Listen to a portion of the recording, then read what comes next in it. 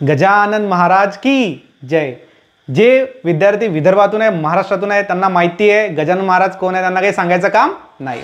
ठीक आहे, आता बघा आज एक इम्पॉर्टंट टॉपिक आपण समजणार आहोत, तो म्हणजे आहे ट्रान्सपायरेशन। बघा प्लांट मध्ये पाणी जमिनीच्या खाली असतं आणि प्लांट मध्ये ना वॉटर लॉस होतो in the form of vapours. हे जे पानं असतात इथे, याच्यामधून वॉटर काय होणार, लॉस होणार। बघा इथून वॉटर काय होतं, लॉस होतं। त्याच प्रोसेसला म्हणायचं ट्रान्सपायरेशन, ज्यामध्ये प्लांट्स मधून पाणी जे आहे ते वाफेच्या फॉर्म मधून लॉस होतं आणि वरून पाणी लॉस झाल्यामुळे पानांमधून खालून काय होणार, पाणी गेन होणार आणि याच्यामुळे पाणी ॲब्झॉर्ब केलं जातं from root two other parts of plant.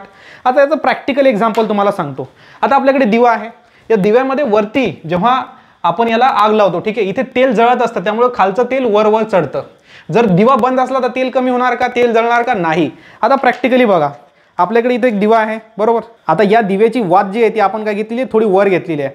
आता मला तुम्ही सांगा दिवा जळत आहे का, येस। म्हणजे काय होत आहे की याच्यामध्ये इथं बघू शकता तुम्ही, फोकस जर केलं तर इथून ऑइल जे आहे ते वर चढत आहे आणि इथपर्यंत चाललेलं आहे।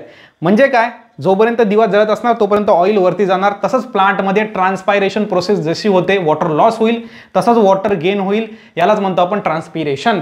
जर प्रोसेस एकदम इंटरेस्टिंग वेमध्ये समजली असेल तर आताच व्हिडिओला लाईक करा।